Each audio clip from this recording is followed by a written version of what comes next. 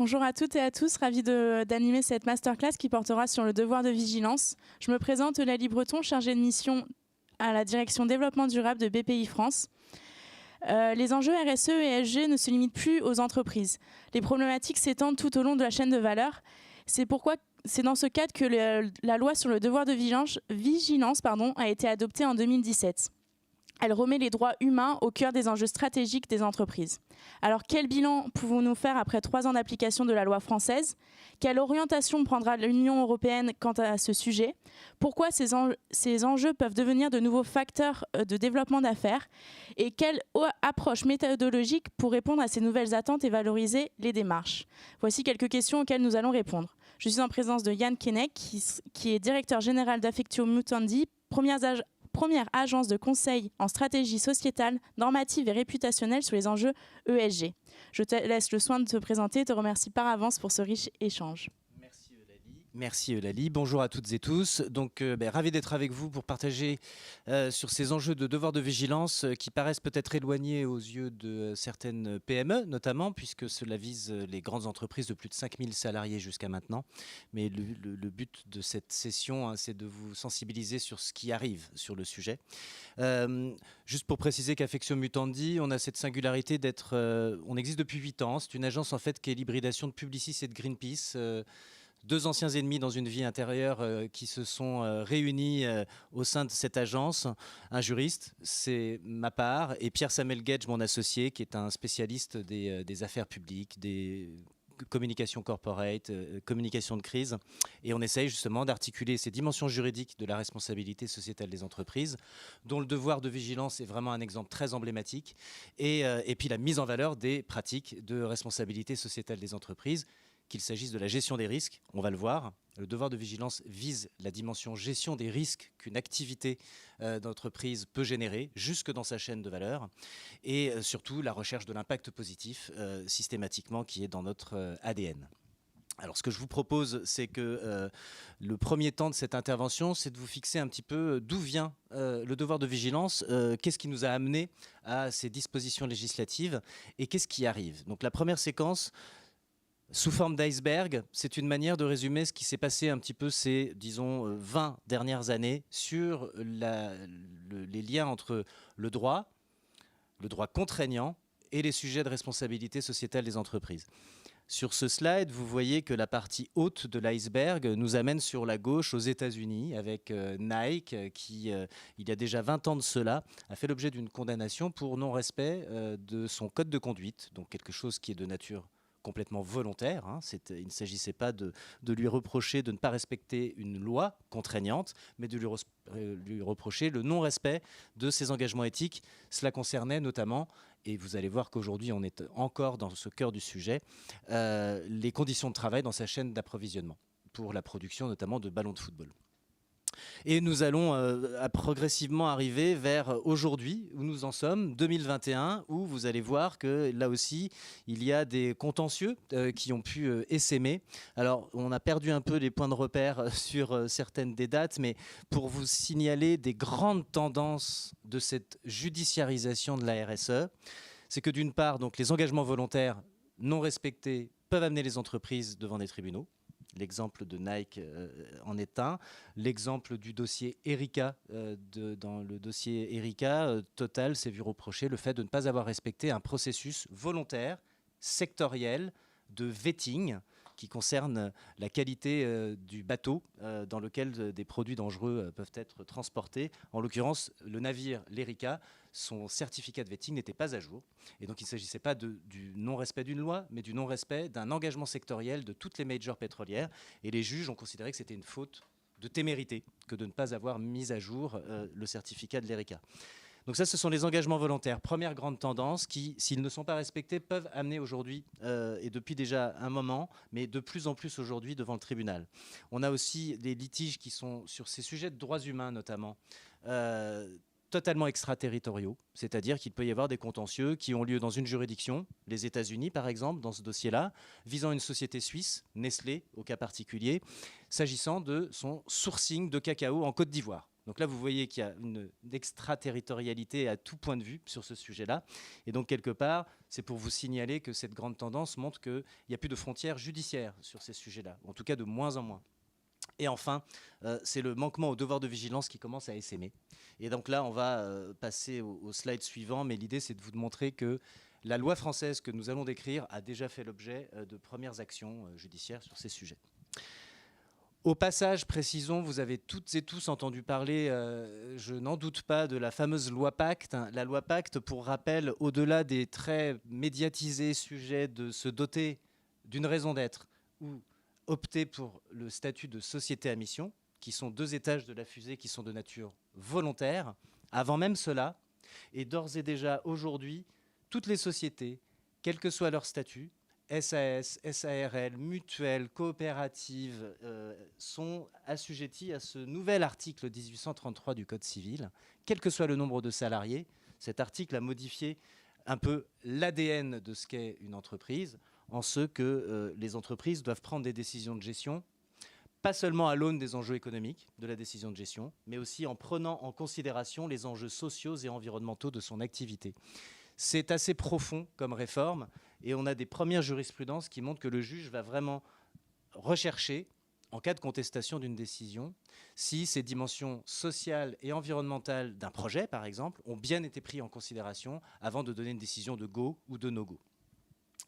Et donc là, c'est une autre façon de figurer les choses, mais vous voyez qu'on remonte à 1976 pour les premiers textes dits de soft law, des grands standards internationaux. C'est l'OCDE et l'OIT qui ont tiré les premiers, si je puis dire, dès les années 70, en visant les entreprises de grande taille, sur tous ces enjeux de respect des droits sociaux, droits de l'environnement, les dimensions lutte contre la corruption étaient déjà présentes à l'époque. Et vous voyez une évolution progressive de la soft law vers la hard law, qui nous amène aujourd'hui vers une évolution qui s'accélère vraiment de façon assez importante. Parmi les tendances aussi que l'on regarde, parce que vous devez aussi les sentir, je pense, s'agissant des jeunes talents pour les recruter, ou aussi l'émergence de syndicats qui ont dans leur ADN la protection de l'environnement, on voit que des choses bougent et que les parties prenantes que sont les salariés, de plus en plus en interne, vont pouvoir bénéficier des prérogatives qui sont celles des représentants des salariés, des institutions représentatives des salariés au sein d'une entreprise, avec l'écologie, l'environnement et le climat dans le cœur de leurs revendications. Et enfin, pour terminer un petit peu ces tendances, cette judiciarisation de la RSE qu'on vient de décrire très brièvement, si vous y joignez cette révolution digitale qui permet aux citoyens qui que ce soit de signer une pétition en ligne et donc d'exercer une pression sur certaines filières, sur certaines entreprises, évidemment que ces 2 dimensions, en résumé, nécessitent de la part des entreprises de démontrer une vigilance afin de se mettre à l'abri de ces dimensions de controverse notamment. Donc là, c'est une façon de résumer les choses en termes juridiques. C'est un peu anxiogène, mais il est important que vous ayez conscience que ces dimensions de responsabilité sociétale des entreprises sont vraiment rentrées dans le droit au sens dur du terme, puisque la responsabilité civile et pénale des entreprises et de leurs dirigeants peuvent être mises en cause. Les contentieux que l'on évoquera tout à l'heure sur le devoir de vigilance l'illustrent. Mais s'agissant du volet pénal, il ne faut absolument pas l'ignorer, parce qu'il y a des leviers juridiques qui sont déjà mobilisés. Je vous donne un exemple sur le sujet de la responsabilité pénale. Peut-être avez-vous entendu parler d'une action qui vise plusieurs grandes entreprises bien connues du secteur textile. En France, au mois d'avril dernier, une plainte a été déposée par plusieurs ONG et une association représentant les Ouïghours de France. Donc ça nous amène dans l'industrie textile, dans la province autonome des Ouïghours en Chine. Et la plainte, elle est sur le sujet du recel de crimes contre l'humanité. Il y a une enquête préliminaire qui vient d'être ouverte. Donc voilà, ça c'est un exemple de la montée en puissance de cette dimension pénale, avec des entreprises qui vont devoir justifier devant le juge ce qu'elles ont mis en œuvre pour éviter que ces faits qui sont reprochés surviennent. Je vous propose de passer à l'autre slide. L'idée étant de vous décrire un petit peu, alors c'est quoi le devoir de vigilance ? Là, vous avez des fondamentaux. Alors, on a perdu un petit peu quelques visuels. Mais le devoir de vigilance, ça se traduit déjà de façon formelle pour les entreprises qui sont aujourd'hui assujetties, qui ont plus de 5000 salariés, par un rapport on appelle ça un plan de vigilance, qui est joint au rapport annuel de gestion. Donc vous voyez que ça rentre dans le protocole assez formel d'une assemblée générale annuelle. Dans ce plan de vigilance, les entreprises vont devoir y démontrer qu'elles ont, identifié les risques liés à leurs activités, au sein de leurs filiales, mais aussi dans leur chaîne d'approvisionnement, sur 3 grandes thématiques qui ne sont pas des moindres: santé, sécurité, droits humains et environnement. Une fois que les risques sont identifiés, cartographiés, il s'agit, donc jusque dans le périmètre des fournisseurs, il s'agit de mettre en place des dispositifs afin de prévenir ces risques, les atténuer, voire les réparer. Et enfin, l'exercice de ce point de vue est assez nouveau, si je puis dire. Il s'agit de rendre compte des résultats de ces dispositifs de vigilance. Et vous imaginez bien qu'un certain nombre de parties prenantes sont de plus en plus attentives à cette dimension. Donc, on a coutume de parler, nous, d'un cycle de vigilance. Donc, dans un premier temps, on identifie les risques, ensuite on les traite, et enfin on rend compte des résultats et de ce qui a été mis en œuvre. La première étape d'identification est absolument essentielle. Et c'est là que je tiens à vous préciser qu'évidemment, quand on est une PME, on ne dispose pas des mêmes ressources qu'une société cotée au sein du CAC 40, par exemple. Et donc, il s'agit de prioriser. Et cette première étape du cycle de vigilance, en revanche, même intellectuellement, on peut considérer que c'est assez nouveau. Il ne s'agit plus de l'exercice classique pour une entreprise d'identifier les risques économiques, les risques de rupture de chaîne d'approvisionnement, mais il s'agit d'identifier les risques que l'activité de l'entreprise fait courir pour des tiers. Donc il s'agit de se mettre à la place des tiers, des riverains de sites industriels. Sont-ils susceptibles de subir, par exemple, un déversement de déchets par accident? Et si oui, eh bien, ce risque-là doit figurer dans la cartographie des risques. La loi sur le devoir de vigilance vise les risques graves. Donc le qualificatif de grave est très important. Et donc dans l'exercice de vigilance, les entreprises vont devoir qualifier les risques qu'elles auront pu identifier. Là, je vous donne les clés de lecture, par exemple, de ce qui est considéré comme un risque grave. Il y a 3 critères. Il en suffit d'un pour que le risque soit considéré comme grave. Le premier, c'est un risque de grande ampleur. Alors, on ne voit pas le mot ici. Un risque de grande portée et puis un risque irrémédiable. Dans les 3 cas de figure, vous voyez que ça donne des situations qui peuvent être assez différentes. Un risque irrémédiable, évidemment, ça peut nous emmener sur des situations qui peuvent se retrouver dans certaines chaînes d'approvisionnement. Si on va dans certains pays d'Amérique latine, où ces dernières années, il y a eu beaucoup d'homicides de militants de protection de l'environnement qui peuvent se mobiliser dans le cadre d'un projet industriel avec une contestation des riverains, eh bien, le risque d'homicide de militants écologistes doit figurer dans la cartographie des risques. La question est ensuite, évidemment, est-ce que vous disposez d'une influence pour l'éviter? Mais toutefois, il s'agit, dans l'exercice de cartographie, de se poser ces questions-là, un petit peu des scénarios du pire, afin d'avoir une vision la plus globale et précise possible des risques associés à son activité. Alors maintenant, dans l'exercice de ce cycle de vigilance, voilà un résumé de ce que dit la loi. La loi, elle va attendre de la part des entreprises, dans ces 3 temps de la vigilance, une cartographie des risques. Je viens de vous évoquer un petit peu ce périmètre des risques graves. La notion de sphère d'influence est importante ici parce qu'il va s'agir de se dire, moi, entreprise X, j'ai identifié le risque Y dans ma chaîne de valeur. Pour autant, il existe ce risque, ou potentiellement, c'est vrai, il peut survenir, mais est-ce que j'ai une influence sur le risque en question? Et en se posant ces questions sous cet angle-là, on va considérer que ce risque, on doit mettre des ressources afin de le prévenir, ou au contraire, je n'ai pas d'influence. Et donc, pour l'instant, je considère que je pourrais vraiment mettre toute mon énergie dessus, et pour autant, ça n'aurait pas d'impact. La loi sur le devoir de vigilance et l'esprit du texte imposent de prioriser. Et ce choix de priorisation, vous imaginez bien qu'il est assez sensible. Il s'agit de faire des choix, parfois assez, quelque part, compliqués. Mais en tout cas, l'idée, c'est au terme de ce premier cycle, cette première phase du cycle, de s'engager de façon raisonnable sur ce que vous pouvez mettre raisonnablement en œuvre pour être le plus effectif possible. La phase de traitement, une fois que les risques sont identifiés, ça va consister notamment à évaluer vos performances, celles de vos filiales, et puis celles de vos fournisseurs, puisque le champ, le périmètre du devoir de vigilance s'étend jusqu'aux fournisseurs. Donc là, vous avez sans doute reçu des questionnaires de la part de vos grands donneurs d'ordre, vous demandant quelles sont vos performances sur tels ou tels enjeux sociaux, environnementaux, de droits humains. Eh bien, ça fait partie de ces processus d'évaluation qui doivent donner lieu à un état des lieux de l'état de l'art pour voir là où il convient de progresser. Les mesures de prévention et d'atténuation qu'il convient de mettre en œuvre aussi sont très variées. Il y a la capacité, par exemple, de diligenter des audits chez ses fournisseurs. Soit vous les faites avec vos propres équipes, vous avez peut-être eu des visites des directions achats ou de suivi de ces sujets de certains de vos grands donneurs d'ordre, ou vous-même, peut-être faites-vous des visites régulièrement chez vos fournisseurs afin de vérifier que ces dimensions environnementales, sociales et de gouvernance sont respectées. Ah, est-ce que vous pouvez juste revenir en arrière? Oui, sur les mesures de prévention, il y a aussi qu'est-ce qu'il y a dans les contrats. On y reviendra tout à l'heure. Vous allez sans doute signer, si ce n'est déjà fait, des clauses dites RSE. Et ça, ce sont des dispositifs de prévention et d'atténuation.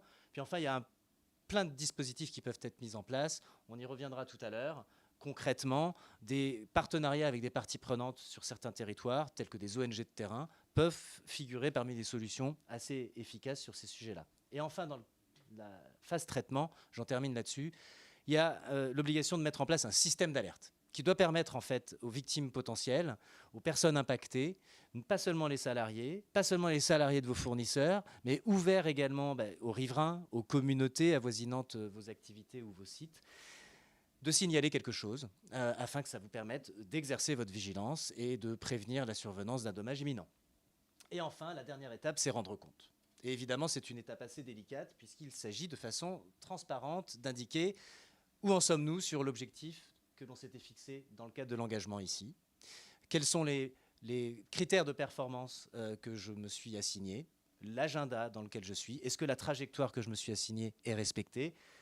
Je dois le mettre dans mon rapport annuel, le soumettre à l'Assemblée générale des actionnaires. Donc vous imaginez quelque part que ce plan de vigilance, il est très engageant et que surtout, il donne des informations auprès de parties prenantes de plus en plus intéressées sur ces sujets que sont les agences de notation, les investisseurs, vos clients, que vous soyez en B2B ou en B2C, les consommateurs sont aussi de plus en plus sensibles à ces sujets-là.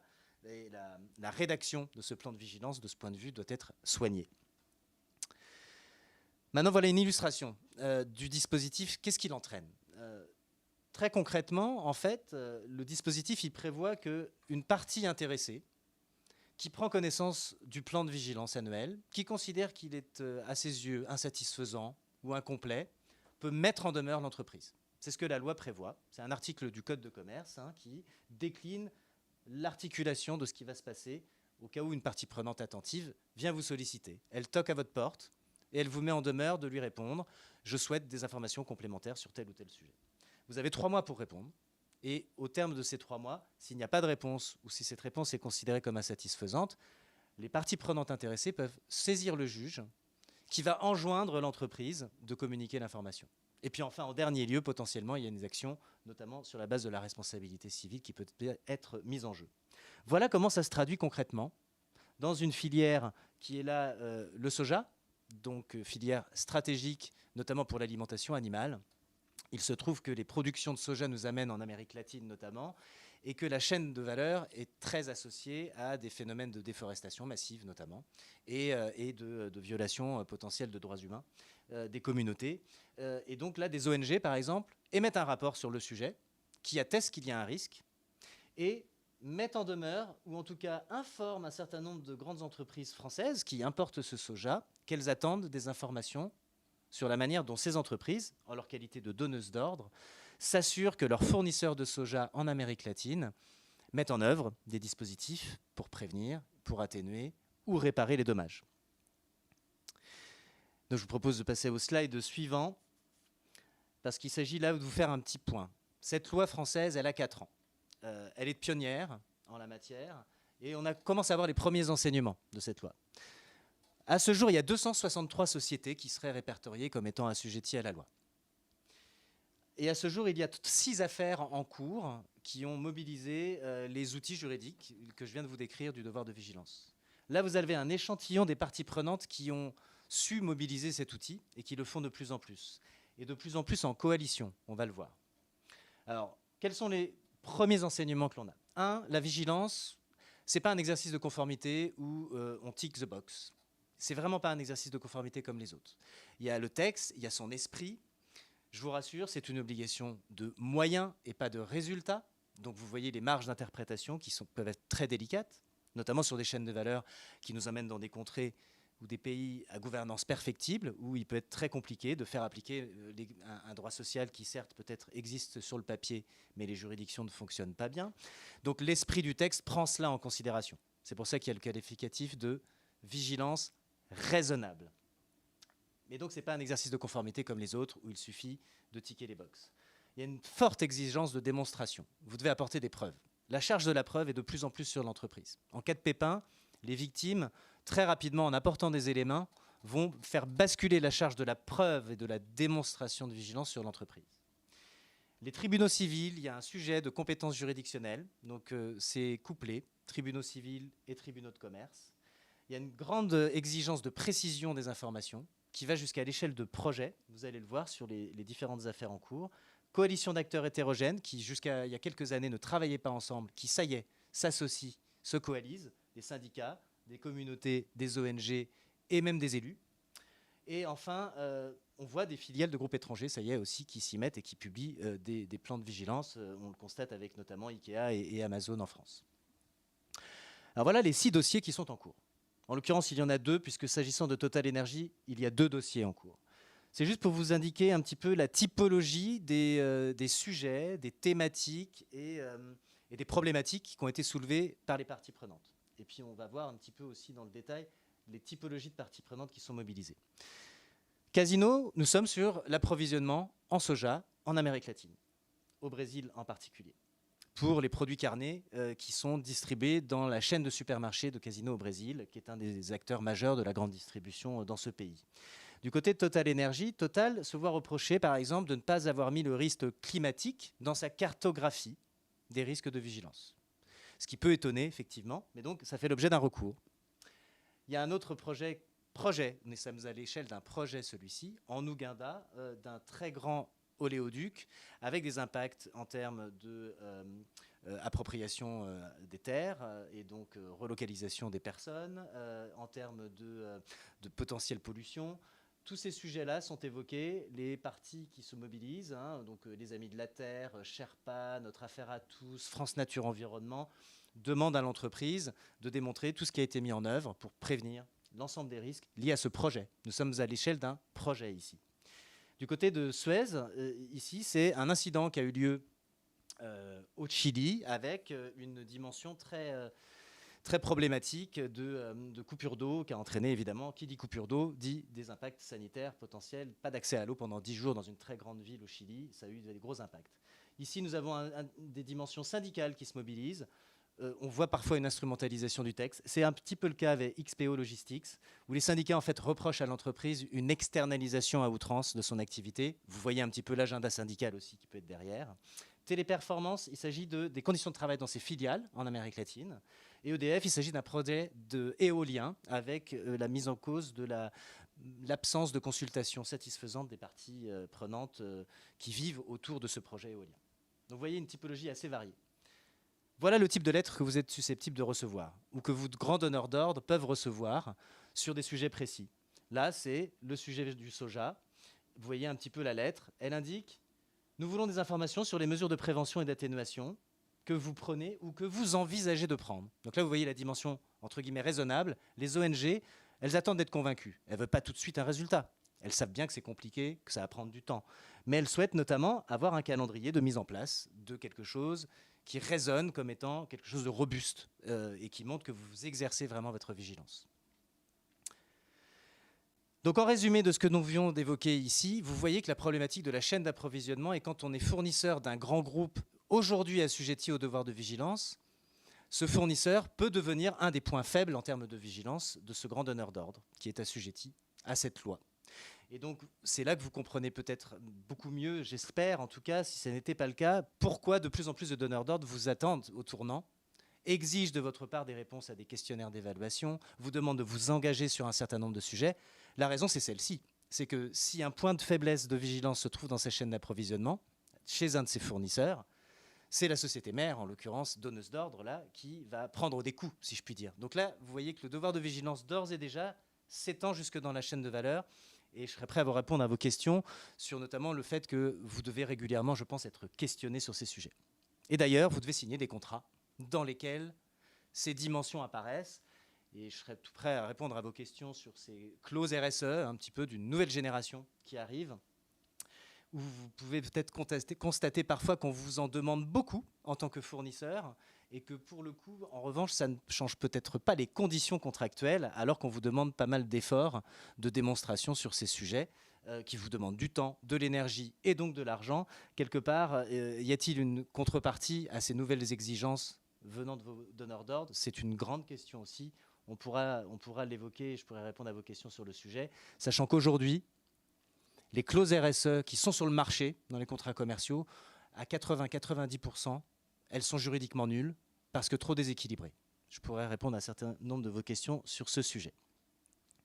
Au niveau européen, c'est en train de bouger. C'est vraiment le sujet que l'on veut évoquer. Là, on vient d'évoquer la loi française. Elle a inspiré beaucoup d'initiatives à l'échelle des États membres de l'Union européenne. L'Allemagne, la Norvège, les Pays-Bas, la Belgique, en ce moment même, ont soit déjà adopté des lois sur le sujet, soit sont en cours d'adoption. L'Autriche, la Suisse et la Finlande, nous avons maintenant quasiment une petite dizaine de pays qui sont en phase de projet ou de textes déjà entrés en vigueur. La singularité, c'est qu'ils tirent les enseignements un petit peu de cette loi française, qui était pionnière, encore une fois, et que vous devez avoir en tête que notamment les entreprises étrangères sont visées. Vous allez vous dire peut-être enfin, quelque part, puisque quelque part, les entreprises qui vendent des biens et services en Europe ou sur nos marchés et qui pour autant dans leur pays d'origine n'ont pas ce type d'exigence légale, vont profiter d'une espèce de concurrence un peu déloyale puisque les exigences ne sont pas les mêmes. Bon, tous les textes récents et le texte de l'Union européenne qui se profile vont assujettir les entreprises étrangères opérant, vendant des biens et services sur les marchés européens. Je ne vais pas vous la faire toute la liste ici, mais ce sont les facteurs de risque et d'opportunité que la directive européenne sur ce sujet est en train de mettre vraiment à plat. Fin octobre, la Commission européenne officialise vraiment le texte qui va être adopté. La France préside l'Union européenne à partir du 1er janvier. Et dans le cadre de cette présidence, le devoir de vigilance et la directive dédiée au sujet fait partie des priorités. Donc ça veut dire qu'on va avoir à l'échelle européenne ce dispositif français que je viens de vous décrire, peu ou prou à peu près le même, avec un certain nombre de singularités. Et là, je voulais mettre l'accent sur 2 ou 3 choses. D'une part, il est vraiment précisé que les exigences de vigilance seront proportionnées à la taille des entreprises. Donc ça, on pourra y revenir. Je pense que vous pourrez avoir des questions.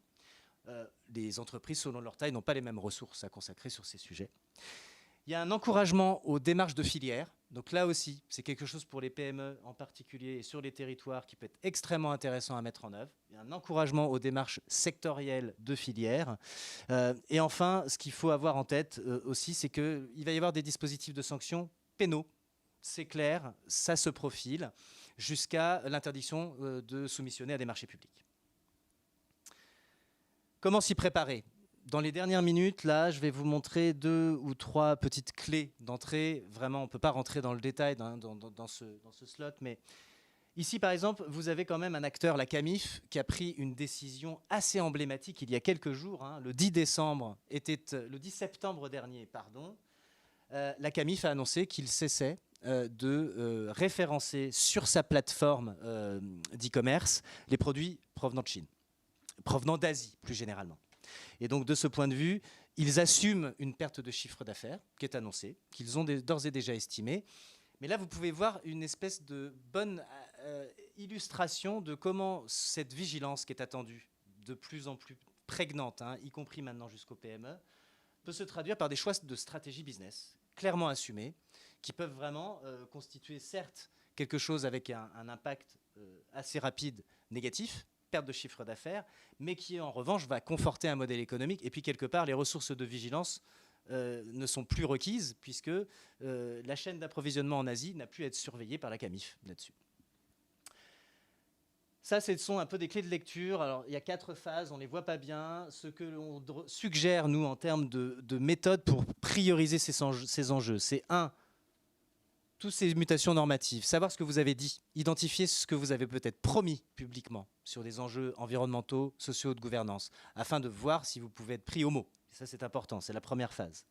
La deuxième phase, il s'agit de revenir à vous, vos risques. Parce que quelque part, il y a les risques pour les autres. Vous avez vu que le devoir de vigilance, c'est ça avant tout. Mais en termes de priorisation, revenons à vous, à votre intérêt. Et donc, quels sont les risques juridiques, sociétaux et réputationnels qui concerneraient vos activités, certaines de vos catégories d'achat, afin de les prioriser cela, pour finalement éviter que vous ayez à subir des controverses. Donc ça, c'est un deuxième filtre. Le troisième filtre, c'est une fois que vous avez identifié ces risques ici, vous les jugez prioritaires, c'est de vérifier si vous avez de l'influence ou pas sur les risques en question. Et là, vous arrivez en entonnoir à quelque chose qui serait une liste relativement limitée, mais sur laquelle vous allez pouvoir allouer des ressources raisonnables pour être effectif et pouvoir communiquer sur des résultats en vous engageant sur des agendas qui sont tenables, mais en nombre limité. On privilégie de notre côté, en tout cas, avec l'avis des parties prenantes qu'il faut mobiliser, qui peuvent être autant vos clients que des riverains. L'idée est d'avoir un nombre de priorités limité afin d'être efficace, raisonnable et de pouvoir communiquer positivement le plus rapidement possible. Dernier slide, je vais peut-être l'évoquer vraiment très rapidement. Il y a des questions en fait clés à se poser. C'est une petite mécanique qui consiste. C'est pas si facile que ça de se positionner en se disant bon, c'est quoi les risques que mon activité fait courir sur le climat? C'est quoi les risques que mon activité fait courir sur les droits humains? S'interroger comme ça, dans un premier temps, la liste ne vous vient pas à l'esprit de façon systématique. Alors nous, de façon chez Affection Mutandis, ce que l'on peut proposer, ce que l'on fait régulièrement, c'est qu'on fait des pré-listes de risques. On a une certaine lecture, clé de lecture des attentes des parties prenantes qui nous permettent de dire voilà déjà une pré-liste de risques, vous pouvez la nourrir, mais qui peuvent vous concerner, votre filière, vos territoires d'opération. Voilà une liste. Et ça constitue un premier filtre de travail. Et après, sur la base de cette liste, il s'agit de se poser les bonnes questions. Est-ce que j'ai de l'influence? Est-ce qu'il y a un risque juridique, sociétal, réputationnel dessus? Et au final, on va arriver à démontrer qu'on exerce sa vigilance de façon raisonnable parce qu'on a cartographié, on a priorisé avec des critères et on est en mesure d'assumer les choix, et y compris les exclusions, parce que c'est là qu'évidemment, parfois, aux yeux de parties prenantes, ça peut être insatisfaisant. Pour terminer, le dernier slide, je ne sais pas comment il va se présenter. Oui, alors c'est une autre façon de figurer voilà, le cycle de vigilance. Cette identification autant des risques que des opportunités, qui nécessitent des engagements, lesquels font l'objet d'un traitement. Les actions sont de plein de sortes différentes. Nous, on travaille beaucoup sur des clubs de fournisseurs vigilants pour un certain nombre d'entreprises qui veulent s'assurer que les fournisseurs stratégiques sont en adéquation les uns et les autres sur les attentes de ce donneur d'ordre. On crée des clubs, au même titre que, souvenez-vous, dans les années 80 ou 90, il y avait des clubs qualité. Bon, ben là, maintenant, la qualité, c'est devenu des sujets de performance RSE, et donc des clubs de fournisseurs où tout le monde est un petit peu au même niveau d'attente et au même niveau de pratique. On considère que c'est une bonne manière d'exercer sa vigilance en tant que donneur d'ordre. Et puis il y a donc beaucoup de ces dimensions-là. S'entendre entre acteurs sur un territoire, ça fait partie aussi de la nouvelle donne qui nous paraît extrêmement importante. Des partenariats multiparties prenantes qui vont voir le jour de plus en plus.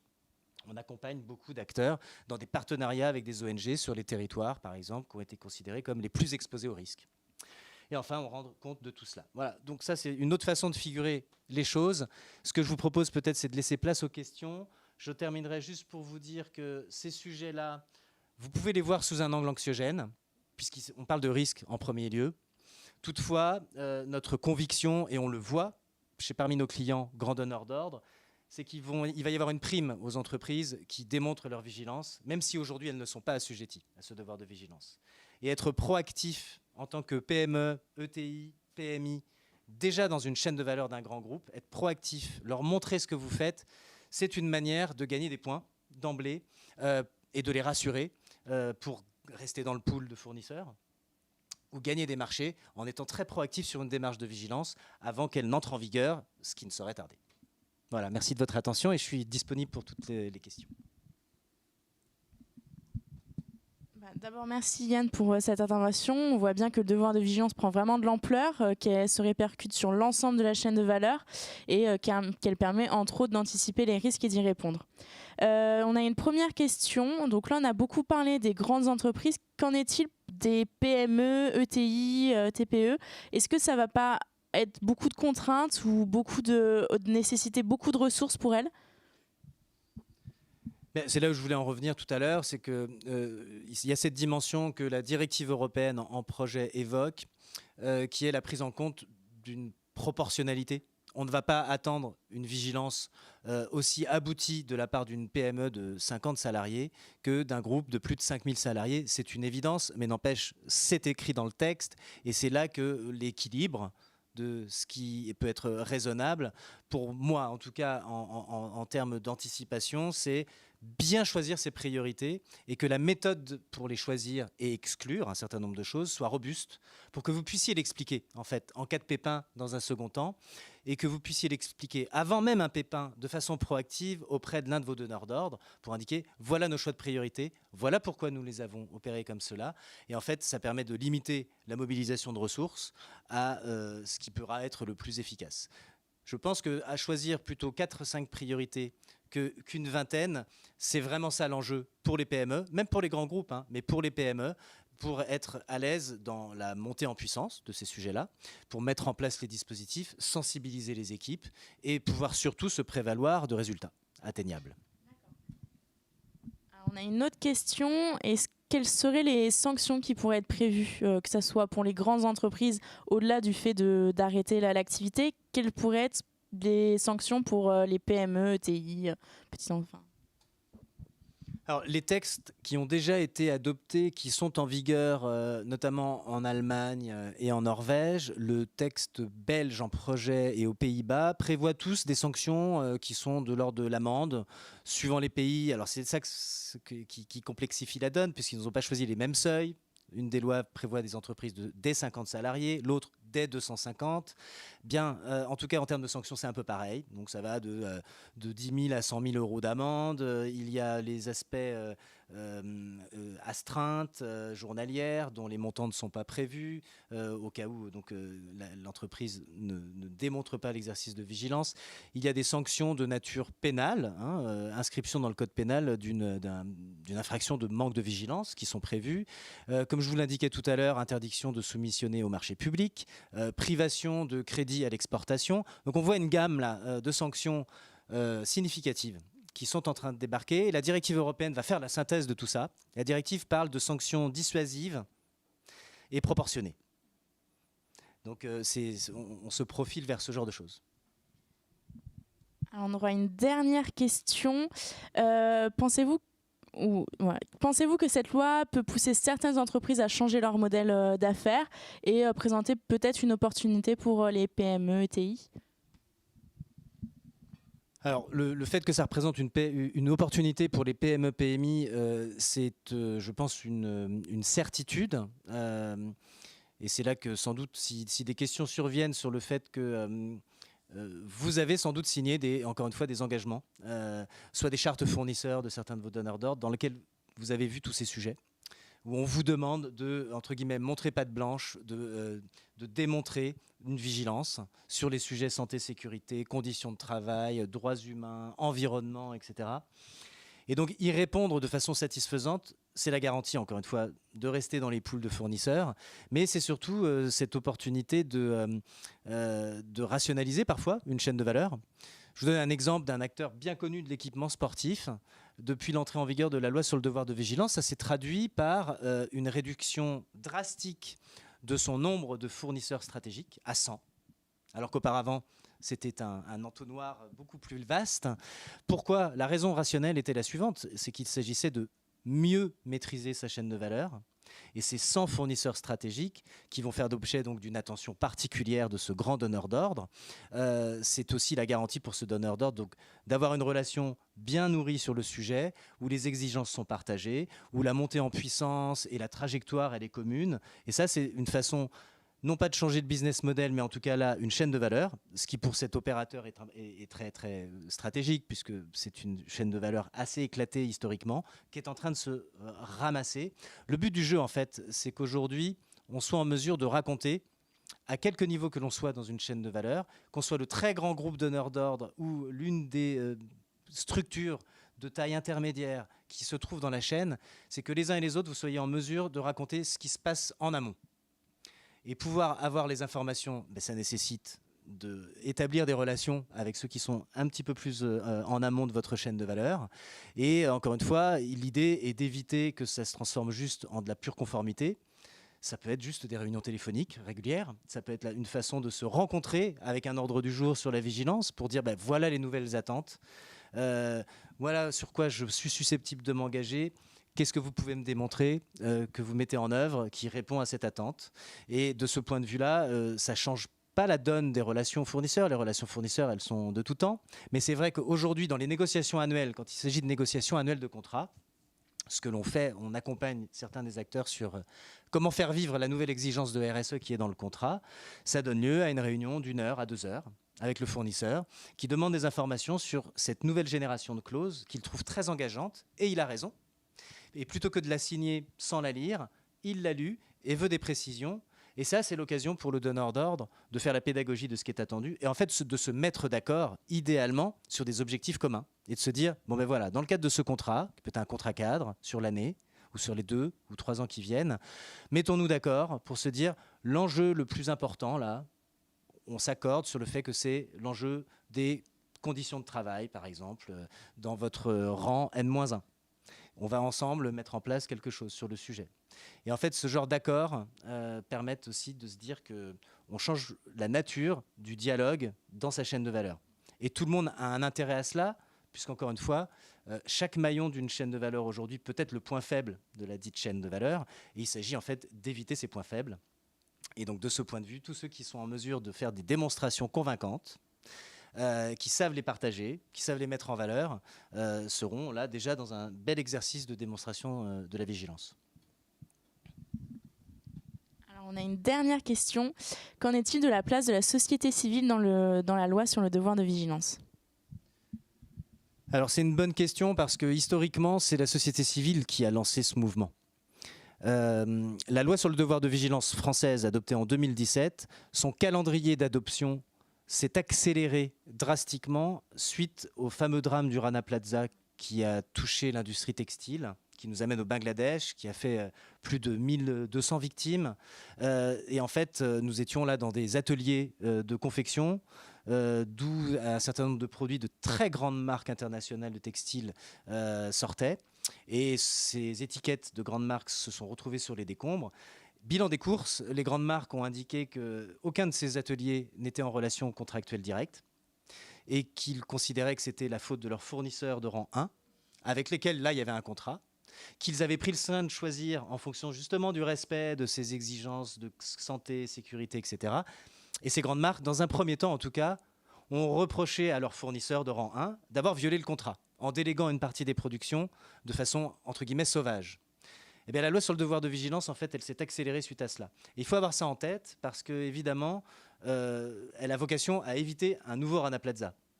C'est l'esprit de ce texte. Et donc, en fait, les ONG qui se sont mobilisées suite au Rana Plaza sont à l'origine vraiment de ce plaidoyer qui a prospéré en France avec cette loi et sont à la manœuvre sur ce plaidoyer qui a lieu dans les différents États membres de l'Union européenne que l'on vient d'évoquer et à l'échelle de Bruxelles et des institutions européennes avec cette directive qui se profile. Donc la société civile de ce point de vue, quelque part, est à l'origine et c'est elle, comme vous l'avez constaté, qui fait vivre le texte.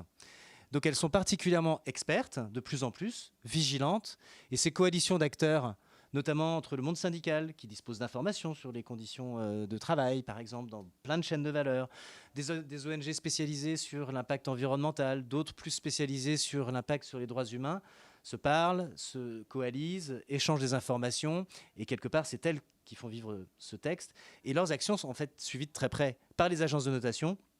Et donc, quelque part, il y a une espèce de bulle qui est assez importante à avoir en tête dans le paysage. C'est que derrière ces organisations de la société civile, il y a les citoyens, il y a les consommateurs. Et qu'en fait, vous voyez un peu la manière dont, de façon très, très automatique, tout est en train de se tirer. Au final, ce que l'on peut prévoir, nous, on fait souvent un peu les scénarios du pire. On aime beaucoup positiver parce que tout ça, ce sont des facteurs de compétitivité. Nous en sommes persuadés. En revanche, et notamment en Afrique, sur la manière dont les entreprises françaises peuvent opérer en Afrique. Mais le fait que le digital permet beaucoup de croisements d'informations fait qu'on peut très bien imaginer qu'à terme, tous les samedis, un ticket de caisse se transforme en class action en ligne parce que des études auront permis de montrer que le produit qui a été acheté, dans sa chaîne de valeur, il y a des impacts extrêmement graves qui ont été identifiés par tel ou tel acteur, etc. etc. Donc la pression, elle est là. Mais je pense qu'il faut positiver tout cet angle-là et se rassurer. Il s'agit d'obligations de moyens. Il faut juste démontrer de façon convaincante, sincère, que vous avez mis en œuvre des choses qui sont en proportion des ressources raisonnables que vous pouvez déléguer sur ces sujets-là. Merci beaucoup pour cet échange. Vous pouvez le retrouver en replay sur Big plus tard. Merci beaucoup.